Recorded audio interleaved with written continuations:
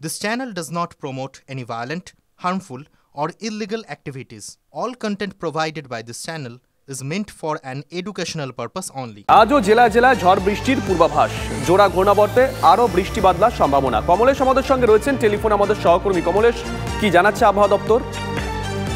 দেখো, পূর্বাভাস তো মূলত দুটো ছিল। এক হচ্ছে তাপপ্রবাহ কিছু ঘটবে, তাপমাত্রা কমবে। আমরা দেখলাম যে বাঁকুড়ার তাপমাত্রা 45 ডিগ্রির আশপাশে ঘোরাফেরা করছিল, সেটা 32 ডিগ্রির ঘরে নেমে এসছে। কলকাতার তাপমাত্রা 43 ডিগ্রিতে উঠেছিল, সেটাও 32 ডিগ্রি ঘরে নেমে এসেছে। বৃষ্টি হয়েছে পরপর দুদিন, সোমবারও হয়েছে, গতকালও রাত্রেবেলা বৃষ্টি হয়েছে অনেক জায়গায়। এবং আগামী সোমবার পর্যন্ত দক্ষিণবঙ্গ উত্তরবঙ্গের জেলাগুলোতে এই ঝড় বৃষ্টি চলবে। আর আপাতত বিক্ষিপ্ত বৃষ্টি থাকবে, হালকা থেকে মাঝারি, কোথাও কোথাও দমকা বাতাস বইতে পারে।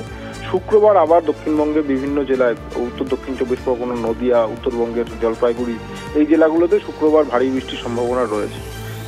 সব জেলায় একই সঙ্গে বৃষ্টি না হলে বিভিন্ন জেলায় স্থানীয়ভাবে বৃষ্টির সম্ভাবনা থাকছে। ফলে এখন অন্তত এই বৈশাখ মাসে বাকি দিনগুলোতে তাপপ্রবাহ ফেরার আশঙ্কা খুব একটা নেই। শুভজিৎ, ধন্যবাদ কমলেশ। এদিকে আজ উচ্চ মাধ্যমিকের ফল প্রকাশ। পরীক্ষা শেষের 69 দিনের মাথায় ফল প্রকাশ করবে শিক্ষা সংসদ। দুপুর 3টে থেকে পরীক্ষার্থীরা ওয়েবসাইটে রেজাল্ট দেখতে পারবেন। ফল ঘোষণা হলেও আজই মার্কশিট পাবেন না পরীক্ষার্থীরা। 10ই মে স্কুলগুলোর হাতে মার্কশিট তুলে দেওয়া হবে। ওই দিনই স্কুল থেকে মার্কশিট পাবেন পরীক্ষার্থীরা। চলতি বছর উচ্চ মাধ্যমিক শুরু হয় 16ই ফেব্রুয়ারি, উচ্চ মাধ্যমিক পরীক্ষা শেষ হয় 29শে ফেব্রুয়ারি। এবছর মোট পরীক্ষার্থীর সংখ্যা 7,90,000।